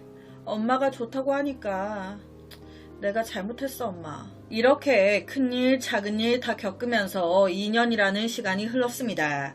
와, 고등학생이었던 자녀들 벌써 20살, 21살 다 컸어. 그날은 여느 때와 다름없는 평범한 날이었어요. 늘 가던 회사에 출근해 일하고 있었던 미츠코에게 전화 한 통이 걸려옵니다. 여기 응급실인데 마유미 양 어머니 맞으시죠? 지금 빨리 와주실 수 있나요? 이 얘기를 듣는 그 순간 일하다가 심장이 철렁. 일이 문제야? 일하는 게 다 내 딸 때문인데 내 딸한테 뭔 일 생겼다잖아. 일이고 나발이고 일단 다 제쳐두고 병원으로 달려갑니다. 가자마자 듣게 된 충격적인 말. 딸이 갑자기 길에서 쓰러져 주변 사람들의 긴급 전화로 응급실로 실려왔다는데 배가 아프다고. 진짜 보니까 배가 이상하리만큼 부어있어. 일단 수술부터 하겠습니다. 급해요. 그렇게 정신없이 동의서를 작성하고 상태에 대해 전달받는데 의사가 하는 말이 요새 따님 직장이나 지인과의 관계라든지 크게 뭔 일 없나요? 어머니와의 사이는 괜찮고요? 에? 그게 무슨... 따님의 상태를 봤을 때 뭔가 외부로 인한 충격이 지속적으로 누적이 된 것 같아요. 복부에 복수가 차 있는데 다른 곳에도 예전에 생긴 듯한 상처, 흔적들이 군데군데 보이고 그냥 단순한 증상은 아닌 것 같습니다. 그렇다 보니까 일단 경찰에 좀 신고를 했으면 하는데 혹시 어머님이 뭔가 알고 계신 게 있으신지 해서요. 네? 아니 이게 무슨 말이야? 그럼 지금 내 딸이 무슨 지속적인 괴롭힘이나 엄마 몰래 안 좋은 일을 겪고 있기라도 했다는 건가? 전혀 그런 얘기는 들은 게 없는데 생각보다 마유미의 상태는 꽤나 심각했어요. 수술은 다행히 성공적으로 끝났지만 의식을 차리는 데는 얼마나 걸릴지 모르겠다고. 이런 상황에 어떤 엄마가 가만히 있겠습니까? 누가 우리 딸을 이렇게 만들었다는 거야? 누가? 그때부터 다 필요 없다. 마유미를 이렇게 만든 인간 무조건 잡아내달라. 강력하게 수사를 요청하는데 와, 그 과정에서 이 엄마 진짜 별의별 생각이 다 드는 거예요. 어쩐지 어느 순간부턴가 애가 웃지도 않고 생각해보니까 얼마 전에도 배가 아프다고 했었네. 엄마인 나는 그것도 모르고 변비인 것 같다고 너 생리통 온 거 아니냐고 이상한 소리나 해댔으니 내가 출장 갈 때마다 빨리 오라고 엄마 보고 싶다고 했던 것도 다 이런 것들과 관련이 있었던 거 아니야? 마음이 힘들어서? 그런데 나는 그것도 모르고 어린애처럼 언제까지 그렇게 징징댈 거냐고 막 뭐라고 했으니 내가 미쳤지. 바보같이 엄마한테 다 터놓고 얘기했었어야지. 혼자 얼마나 끙끙대고 울었을 거야. 도대체 누가 우리 딸을... 혼자 힘들어했을 딸을 생각하니 엄마 가슴이 완전 미어지는 거죠. 마유미가 평소 소심한 성격 탓에 계속 숨겨왔던 것도 그녀가 눈치채지 못한 이유 중 하나였지만 당시 자기 집 상황이 마음에 들지 않았던 딸 마유미가 집에 거의 붙어있지 않고 나돌아 다닌 탓도 컸습니다. 경찰은 일단 마유미의 주변 인물을 조사하는데 대학 진학도 하지 않았던 그녀. 어릴 때와 다르게 분위기가 완전히 달라져서 표정도 어두워지고 행동도 예민해지고 그러니 친구도 딱히 없는 거예요. 크게 지인이라고 할 만한 사람이 없어. 회사에도 다니지 않고 있었던 상태. 동선을 조사해보니 다니는 곳이라곤 그저 혼자 항상 걸어서 근처 놀이터나 카페, 종종 24시간 사우나를 들리는 정도였고 주기적으로 만나거나 동선이 겹치는 인물도 전혀 없었습니다. 이게 뜻하는 바가 뭐냐? 가족들의 소행일 가능성이 있다. 혹은 집 안에서 일어난 일일 가능성이 높다. 바로 경찰은 가족을 중심으로 이 엄마를 포함해서 모두 조사를 실시합니다. 그런데 이 과정에서 이 아빠 이치다가 충격적인 발언을 합니다. 제가 마유미를 그렇게 만들었습니다. 내가 그랬어요. 이치다의 주장은 이래요. 재혼 후에 생각과 다르게 마유미가 좀 저일 받아들이기 힘들어했습니다. 그렇다 보니 자꾸 제 아들과 마유미가 부딪히더라고요. 계단에서 제 아들을 밀려고 한다든지 손톱으로 핥힌다든지. 처음엔 대수롭지 않게 넘기려고 했는데 시간이 가면 갈수록 이게 도가 점점 지나치더라고요. 그날도 아들의 팔을 어쩌다가 보게 됐는데 온통 긁힌 듯한 자국들이. 이걸 보는데 순간 너무 화가 나서 저도 모르게 제발 그만 좀 하라고 언제까지 이럴 거냐고 그렇게 막 훈육을 한다는 게 다소 좀 심하게 행동을 했던 것 같아요. 당시에 아무렇지도 않은 듯 집을 나서길래 괜찮은가 보다 했는데 그래서 이렇게 쓰러질 줄은 몰랐네요. 죄송합니다. 이 말을 들은 엄마 속이 막 뒤집어지죠. 내가 없는 그 사이에 누가 훈육을 이렇게까지 말도 안 되게 하냐. 마유미한테 무슨 짓을 한 거야. 엄마는 이 순간 처음으로 재혼한 걸 엄청 크게 후회하면서 주저앉아 울고 불고. 바로 이 이치다 일단 긴급 체포가 됩니다. 그렇게 일은 이렇게 마무리가 되는 듯 했는데 이치다가 체포되고 약 3일 뒤 드디어 다행히도 마유미가 깨어납니다. 그런데 여기서 마유미가 꺼낸 말 한마디에 경찰과 엄마 모두 엄청난 충격을 받습니다. 마유미가 딱 깨어나자마자 한 첫마디. 엄마, 아빠는? 아니 얘는 널 그렇게 만든 사람이 누군데 뭐가 이쁘다고 눈 뜨자마자 아빠를 찾아. 그 사람은 아빠도 아니야. 그러면서 이 엄마가 앞전의 모든 상황을 설명, 미안함에 딸을 따뜻하게 안아주려고 하는데 이 모든 말을 들은 딸 무슨 말을 하는 거냐면서 엄마가 지금 무슨 소리 하는 거야. 아빠가 날 이렇게 만들었대? 아빠가 그래? 훈육한답시고 날 계속 이렇게 했다고? 무슨 소리 하는 거야. 아니야 엄마 아빠가 안 그랬어. 아빠가 그런 거 아니라고. 아니, 이런 상황에 엄마는 당황스럽잖아요. 애가 좀 아프더니 정신을 못 차리고 어떻게 됐나? 무슨 소리 하는 거야? 아빠가 다 자기가 그랬다고, 자기 탓이라고 자백을 했는데. 계속해서 답답한 상황이 이어지니 이때 딸이요, 엄청 소리 확 질렀대요. 엄마 제발 좀, 아빠 아니라고, 걘타 그 자식이라고. 왜 아빠가 들어가? 걔가 나 이렇게 만들었다니까? 걘타? 네 의붓오빠 말하는 거야? 즉 이치로의 아들이라는 건데 도대체 이게 무슨 상황인 걸까요? 이 일을 설명하려면 앞전 결혼 초기 때로 돌아가야 합니다. 켄타와 마유미 둘만 있으면 그렇게 마유미가 그를 괴롭혔다던 그때로. 그때 켄타가 다치는 일들이 주기적으로 발생했었어요. 그래서 엄마 아빠가 마유미를 많이 혼냈었죠. 그런데 알고 보니 2년이나 흘러서 보니 엄마 사실 그거 다 켄타가 꾸민 거야. 나는 걔를 괴롭힌 적이 없어. 오히려 켄타가 날 2년 동안 계속 괴롭혀왔어. 알고 보니까 마유미와 켄타 둘이 남죠. 나이도 또래에다가 남자였어요. 힘이 더 세거든. 보이지 않는 틈을 이용해서 그냥 언뜻 봐서는 눈으로 확인되지 않는 곳들을 중심으로 그녀에게 거친 행동을 이어갔던 겁니다. 야, 아빠랑 아줌마한테 이르기만 해봐. 넌 그날로 이것보다 2배, 3배 더 세질 거야. 너 어차피 이 집에서 나랑 같이 살고 있어. 이 말이 무슨 말인지 알아? 아빠랑 그 여자한테 말하는 그 순간 하루 종일 나도 가만히 안 있겠다는 소리야. 그렇게 계속 살고 싶으면 뭐 일로 바치든가. 이렇게 그녀를 괴롭힌 이유? 처음에는 자신도 싫었던 거예요. 아빠와 단 둘이 으쌰으쌰 살아왔는데 그런 아빠를 공유하게 되고 뺏긴 것 같아.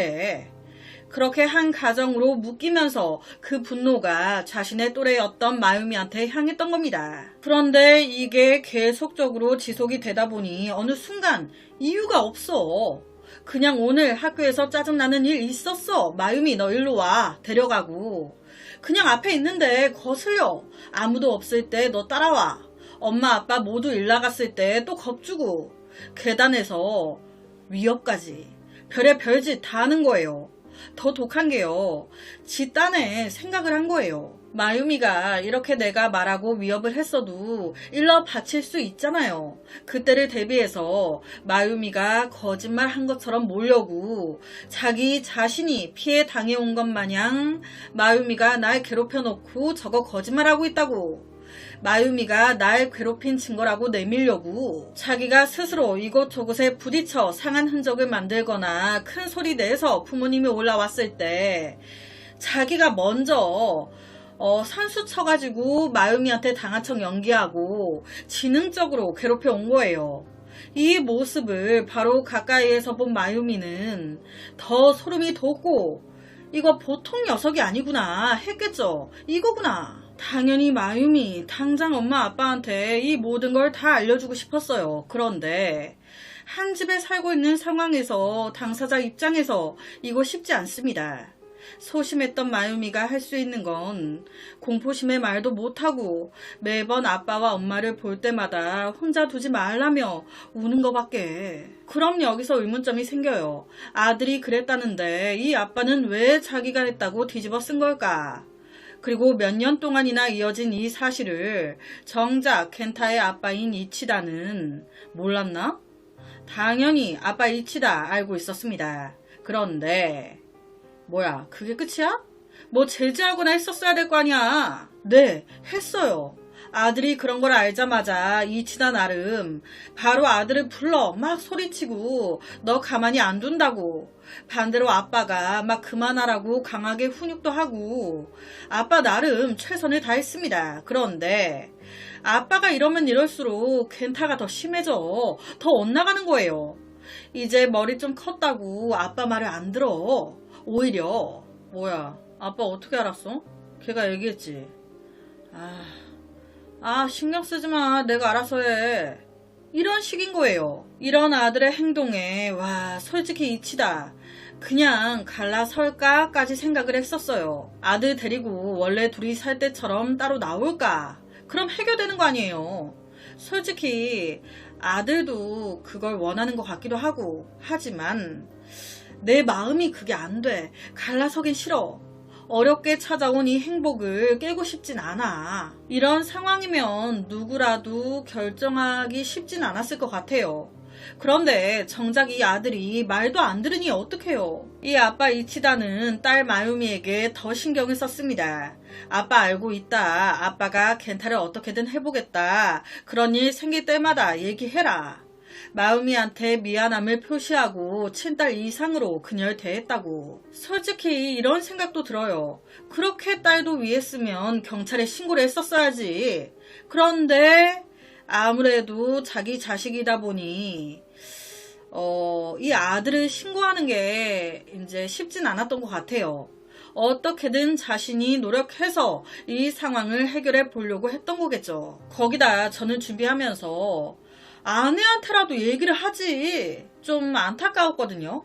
딸 마유미도 그렇고 이 남편 이치다도 그렇고 엄마이자 아내한테 얘기했으면 어떤 방법이 나오지 않았을까. 그런데 자기들 생각에 누구보다 딸을 사랑하는 엄마 미치코가 이거 알면 어떻게 되겠냐. 바로 갈라서려고 할 거 아니냐. 하지만 앞서 이치다 헤어지긴 싫었어요. 그러니까 마음이한테도 아빠가 어떻게든 해볼게. 조금만 시간을 줄래? 지금 얘기해봤자 엄마가 걱정만 하니까 말하지 말고 조금만 아빠 믿고 기다려 달라고. 최대한 아빠가 널 지켜주겠다고. 그래서 나름 아빠 딴에 딸 마음을 지키겠다고 최대한 아들과 단 둘이 집에 있는 일이 없도록 신경을 썼습니다.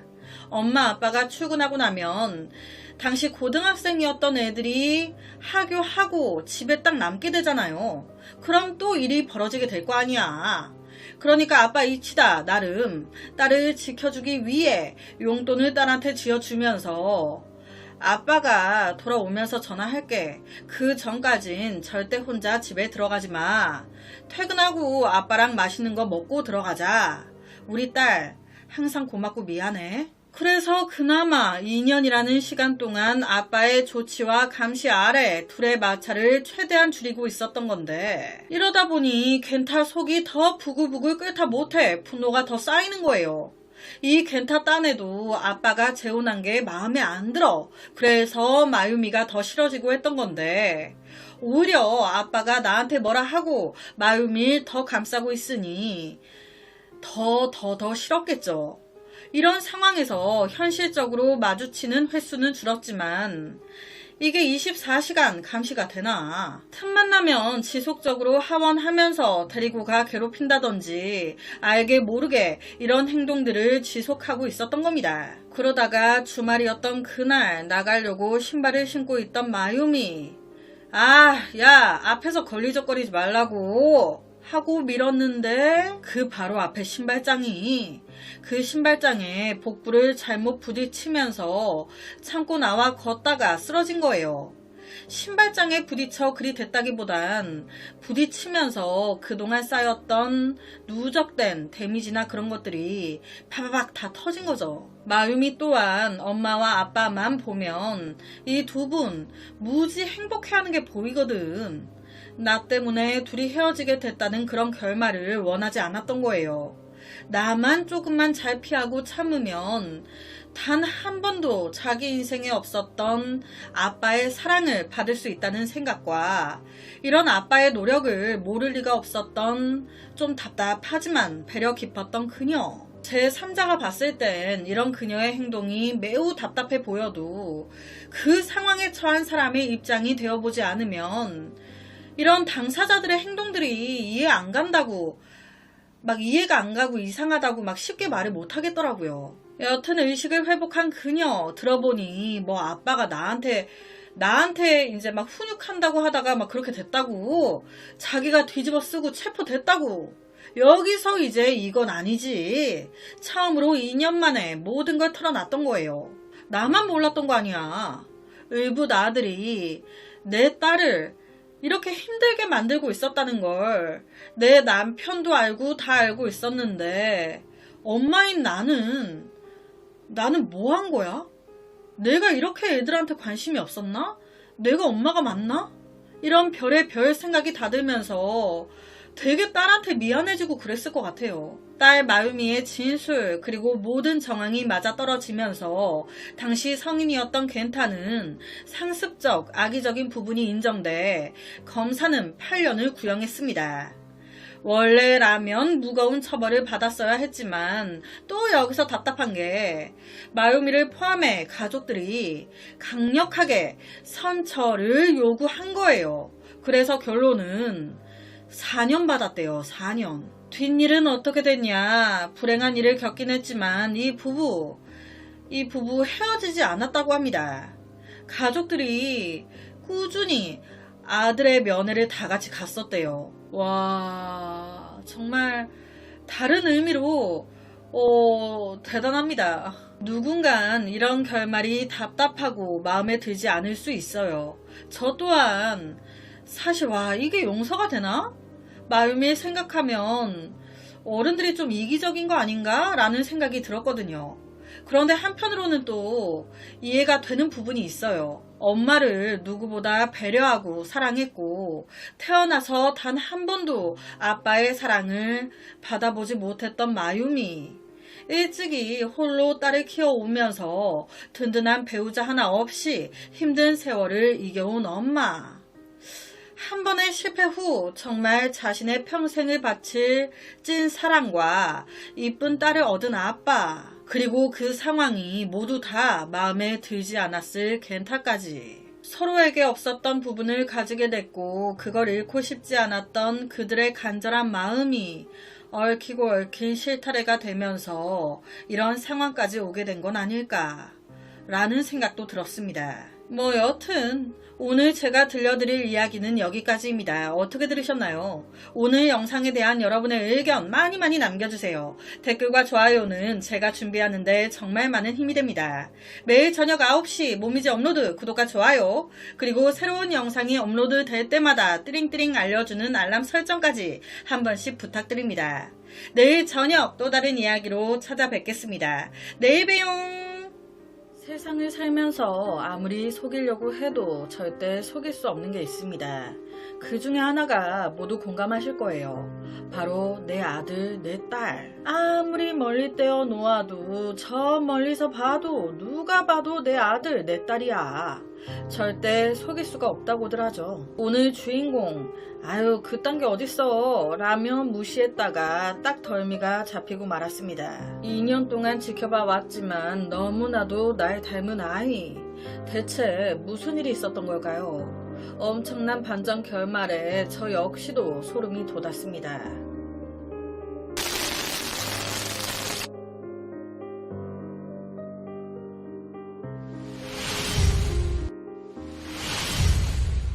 오늘은 세상 행복해 보이는 30대 한 부부의 모습을 보여드리고 시작하려고 합니다.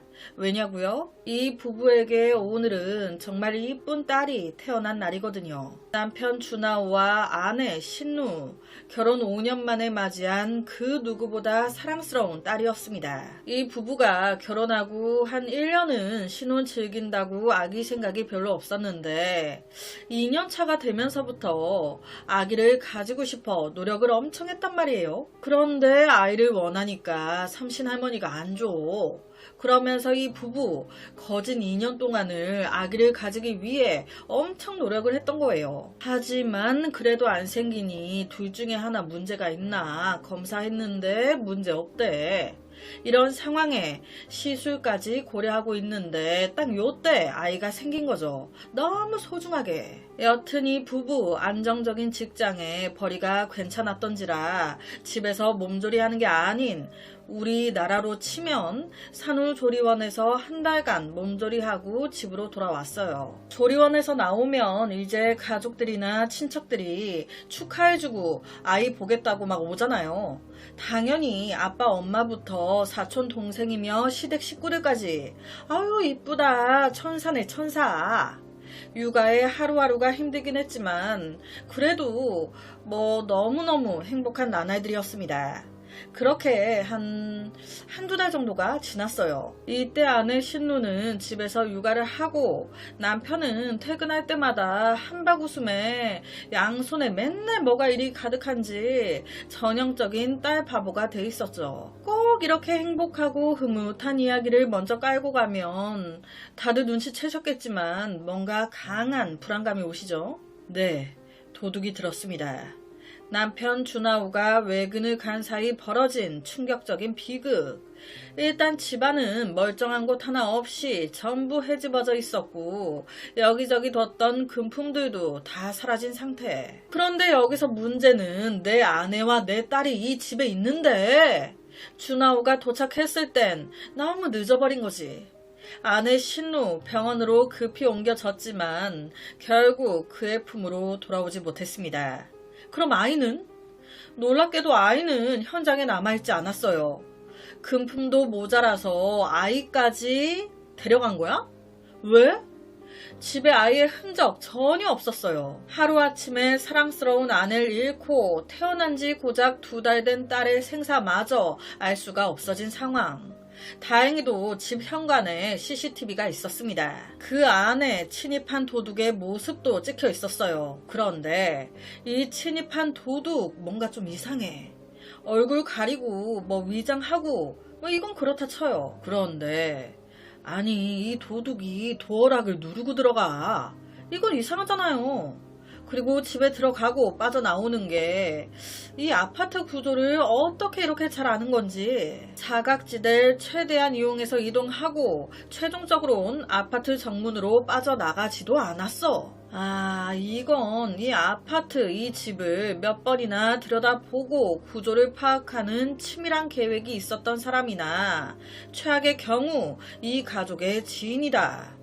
도어락 비밀번호까지 알고 있었으니까. 이 도둑 아파트 뒤편으로 빠져나간 뒤에 CCTV가 닿지 않는 곳에 세워둔 개인의 차로 이동을 한 건지 뭔지 찾을 수가 없어.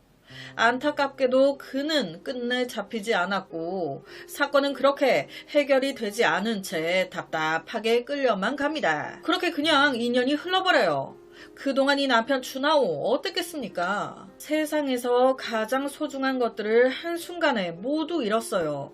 회사도 안 나가고 지인과의 연락도 일체 끊고 집에서 혼자 자책의 시간을 보내면서 점점 초췌해져 가고 있는 거예요.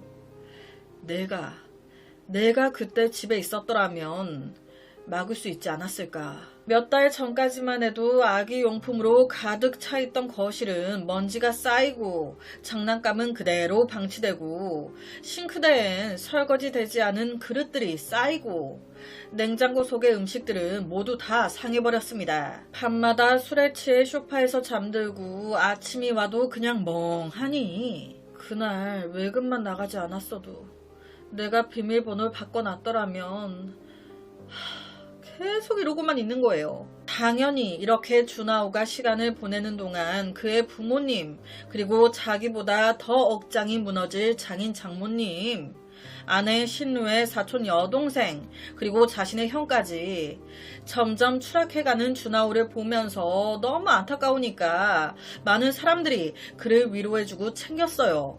하지만 그는 한 발짝도 움직이려고 하지 않았습니다. 매일 펑펑 울다가 아내와 아이 사진 끌어안고 자는 거예요. 그런데 정말 시간이 약인 걸까요? 아니면 이런 가족들의 마음이 조금이나마 전해진 걸까? 시간이 지나면서 준하우가 조금씩 마음을 강하게 먹기 시작한 거예요. 그래, 정신 차리자. 내 아내와 내 아이가 이걸 원하는 건 아닐 거야. 움직이자. 움직여야 조금이나마 덜 생각나지. 나름 더 열심히 살기 위해 노력하기 시작한 거죠. 그날부터 준하우는 아주 작은 일부터 시작했습니다. 먼저 거실 불을 켜고 창문을 열고 햇빛을 쐬고 오랜만에 방을 정리하고 아내와 아기 사진을 정리하고. 그래, 내가 무너지면 아내도 아이도 그냥 잊혀지는 거야. 더 이상 이렇게 살 순 없어. 그간 걱정 끼친 부모님과 장인 장모님 댁에도 들리고 머리도 자르고 면도도 하고 다시 일할 곳도 찾아보고 지인 친척들과 서서히 만나기도 하면서 잊혀지지 않는 악몽을 최대한 생각나지 않게 하려고 쉬지 않고 움직였다고. 그러던 어느 날 힘든 시기에 자신을 알뜰히 챙겨주기도 했고 외동이었던 아내 신누와 평소 친자매같이 지냈던 사촌 여동생 완팅을 찾아가게 되는데 연락 못한 그 사이에 완팅 부부 아이를 낳았네? 아니 왜 말을 안 했어? 아니 이걸 뭐 어떻게 얘기해요. 형부가 겪은 일을 아는데 나도 염치가 있고 눈치가 있지. 뭐 그렇죠. 저 같아도 말 못해요. 이에 준하오 마음은 아프지만 그래도 말할 게 있고 안 말할 게 있지. 이런 건 얘기해야지. 나 괜찮아. 나 요즘 많이 좋아졌어. 하지만 완팅의 아이를 안는 그 순간 심장이 쿵 내려앉았다는 표현이 맞는 걸까요? 순간 진짜 내 딸이 사무치게 그리워지는? 그런데 이걸 펴내면 안 되니까 아이고 진짜 이쁘다. 이거 얼마 안 돼. 아이 맛있는 거 사 먹여. 용돈 지어주고 눈물 날 것 같으니까 급히 인사하고 나옵니다. 그렇게 헤어지고 나오는데 그날부터 자꾸 사촌 동생 완팅의 아이가 눈에 밟히는 거예요. 우리 딸도 있었으면 저 정도 컸을 텐데. 그러다 보니 그때부터 틈나면 사촌 동생 완팅에게 전화를 거는 거예요. 길 가다가 너무 이쁜 옷이 있는 거야. 보는데 딱 조카가 생각나더라고. 그래서 하나 샀는데 갖다 주러 잠깐 들려도 될까? 그렇게 가서 조카 얼굴 또 보고 다음날 또 아기 먹을 거 사서 또 들려가지고 조카 얼굴 또 보고 보면 볼수록 너무 이쁜 거죠. 조카 내가 한번 안아봐도 될까? 당연히 되죠. 삼촌인데. 아이를 안았더니 막 더 심장이 떨리면서 뭐라 말할 수 없는 기분이. 이 아내의 사촌 동생인 완팅의 아이 때문이었을까요? 준하오 서서히 생기를 찾기 시작합니다. 정말 다행이죠. 이렇게 오늘 이야기 해피엔딩으로 마무리됐고요. 다음 영상에서 뵙겠습니다.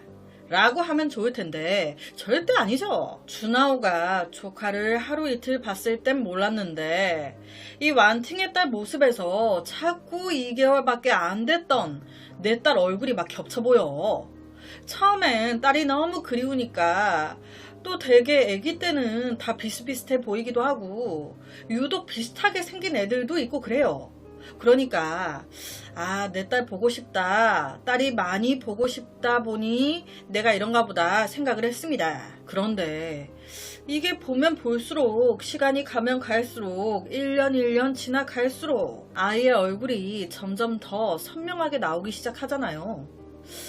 뭔가 사촌 동생보다 나와 내 아내를 더 닮은 것 같은? 처음에 한 달, 두 달째에도 1년째에도 그냥 유전자는 못 속인다더니 조카가 아내 쪽에 피가 들어가 있잖아요. 그러니까 아내와 비슷한가 보다 생각했어요. 그런데 시간이 가면 갈수록 아이가 1살, 2살, 3살 정도 되니까 이게 나를 닮은 것 같은 느낌이 더 세게 들기 시작하는 거예요.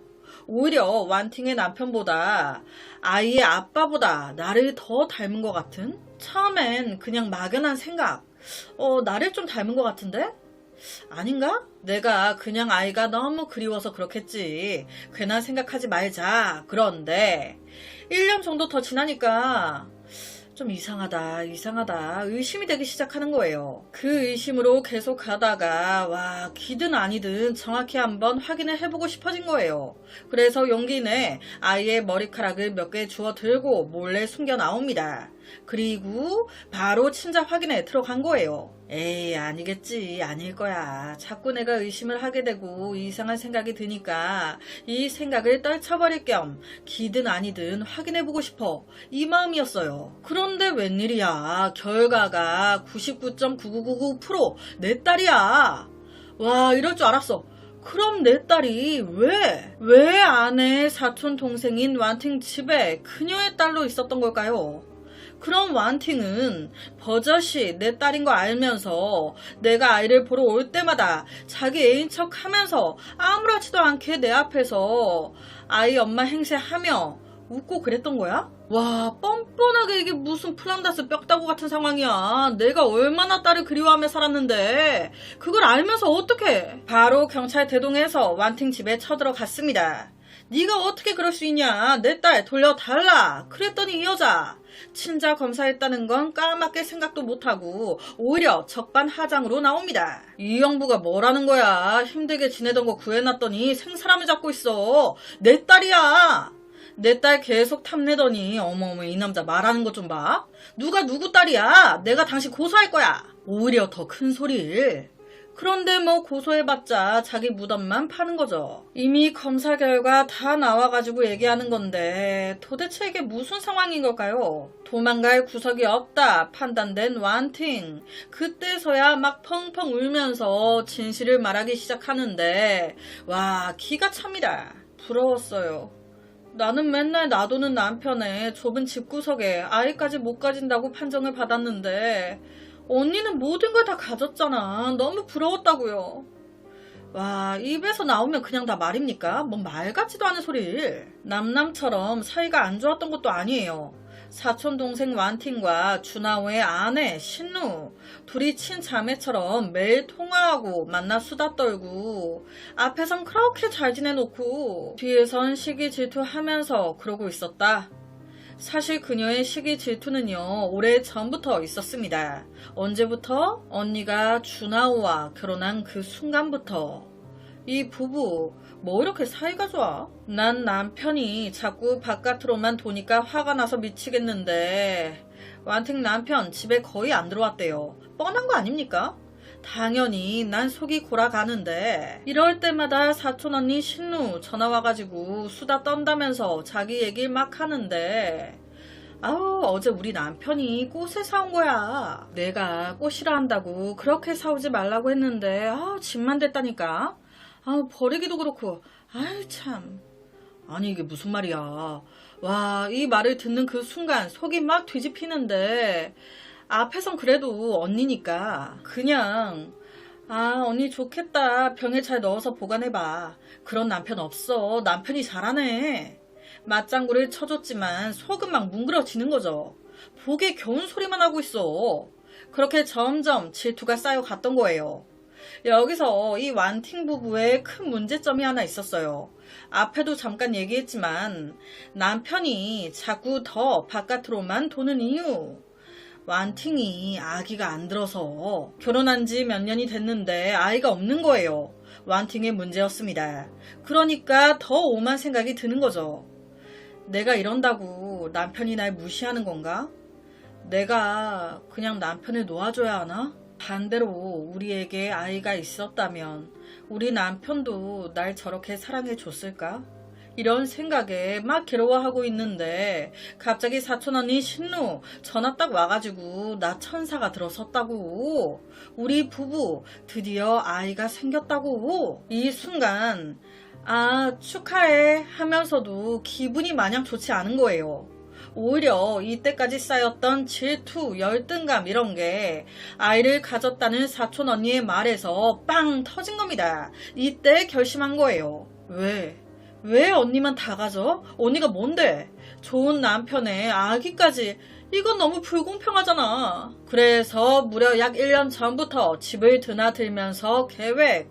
언니가 10달 뒤 아이를 낳을 텐데 그동안 최대한 언니를 위하는 척 하면서 집을 드나든 겁니다. 언니와 수다 떨러 왔다는 식으로 이 부부의 집에 와서 CCTV 위치부터 아파트 복도 CCTV 사각지대와 도망갈 경로도 모두 파. 언니가 임신했다는 걸 알게 된 그 순간 그녀는 바로 자기 남편한테만 여보 나 아기 생겼어 라고 거짓말을 합니다.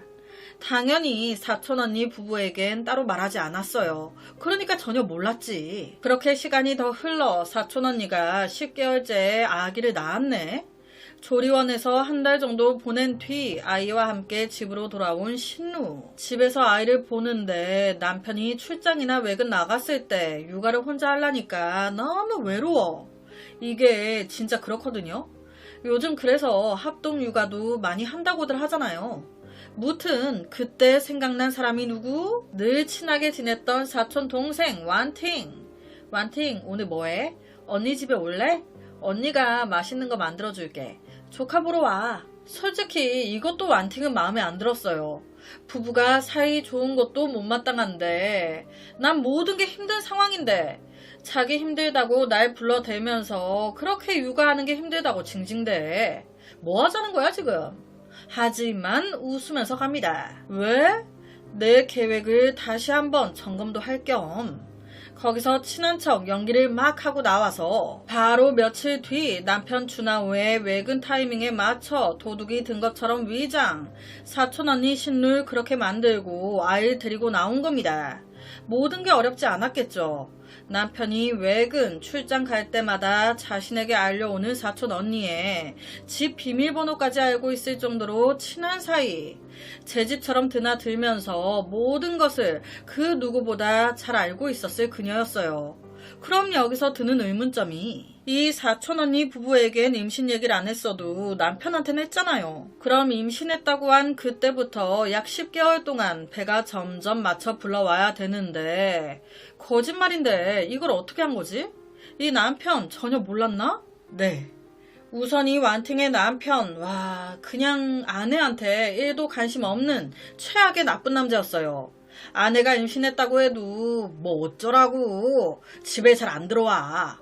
혹여나 가끔 기어 들어왔다 싶으면 막 뻘짓거리라네. 그때마다 그녀 나 아이 가졌잖아 안 돼 하면서 피하는 거예요. 그리고 개월수에 맞춰 배가 부른 듯 보이게끔 배에다가 뭐 차고 연기했던 겁니다. 이 남편도 웃긴 게 집에는 그렇게 안 들어오면서 가끔 들어오면 아내 완팅하고 애정 행각은 또 다 했어. 여기서 또 웃긴 게 이 준하오 부부한테는 완팅이 이런 얘기 자체를 안 했단 말이에요. 그러니까 이들을 보러 갈 때는 그냥 뱃속에 그 연기한다고 넣어놨던 그거 빼고 가면 되는 거예요. 그리고 사촌 동생이잖아요. 사촌 언니나 형부 입장에서 내 친척 동생의 남편을 볼 일이 크게 많진 않거든요. 그냥 우리 그일 출근해서 내가 혼자 언니 아기 보러 왔어 뭐 이런 식으로 하면 뭐 그런가 보다 하지. 그러니까 완팅의 남편과 이 준하오 부부 크게 마주칠 일도 없었던 거예요. 즉 완팅 자기 남편에겐 10달 동안 배에 아기를 품고 있었던 척 시기에 맞춰 배가 불러오는 듯 연기한 거고, 그러다 사촌 언니가 때 맞춰 아이를 낳았을 때 자기도 낳아야 될 거 아니에요. 그때 완팅의 남편 출산할 때 왔겠습니까? 오라 해도 안 올 사람이야. 단 한 번도 병원에 같이 가준 적도 없었대요. 그러니까 연기하기가 더 쉬웠겠지. 그냥 내가 알아서 가서 출산했다라고 하면 그런가 보다 할 사람이거든. 언니가 출산을 했네? 축하한다는 식으로 가서 아이 방은 어딘지 이것저것 살피고 이제 계획대로만 하면 되겠다. 그렇게 그날 말도 안 되는 일을 벌린 겁니다. 완팅의 남편 가끔 드나들다가 막상 태어난 이 아기를 보니 한두 달밖에 안 된 이 아기를 보니까 이뻐. 진짜 완팅의 계산대로 이 남자 아이를 낳고 나니 좀 달라졌다. 이러니 완팅 또한 이 아기가 진짜 내 아기구나 그러면서 뻔뻔하게 진짜 아기 아빠인 언니의 남편 형부가 왔을 때도 지가 뭐 어떻게 알아볼 거야. 진짜 자기 아기라고 보여주고 한 겁니다. 아무 일도 없었던 것처럼 웃으면서 아이 안아봐요. 삼촌인데 뭐 어때. 고작 2개월 보고 어떻게 알아보겠어. 절대 못 알아볼 거라는 자신감에서 그딴 말을 한 거예요. 사실 알아보는데 몰랐던 거죠. 그렇다면 여기서 또 하나 의문점이 생깁니다. 왜 사촌 언니, 그렇게 친하게 지냈던 사촌 언니까지 그렇게 만든 걸까?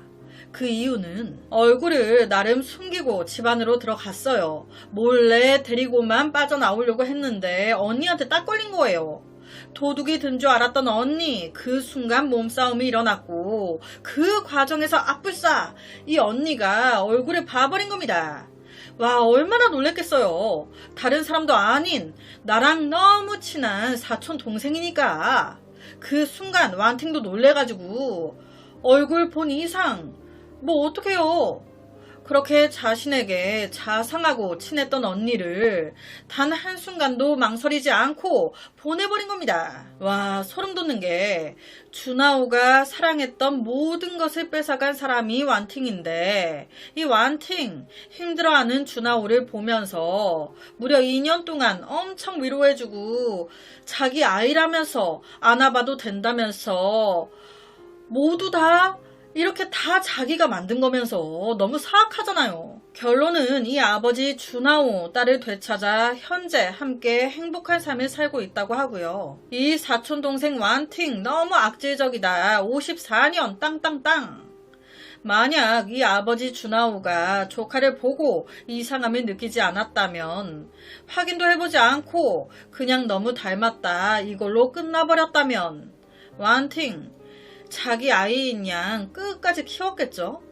그랬다면 아내 신우 하늘에서도 울부짖지 않았을까요? 소름 돋는 건 정작 진짜 아버지인 준하오가 딸 생각난다면서 막 잘해주는 걸 아무렇지도 않게 그녀 즐겼다는 겁니다. 진짜 사람이 제일 무서운 것 같아요. 오늘 제가 들려드릴 이야기는 여기까지입니다. 어떻게 들으셨나요? 오늘 영상에 대한 여러분의 의견 많이 남겨주세요.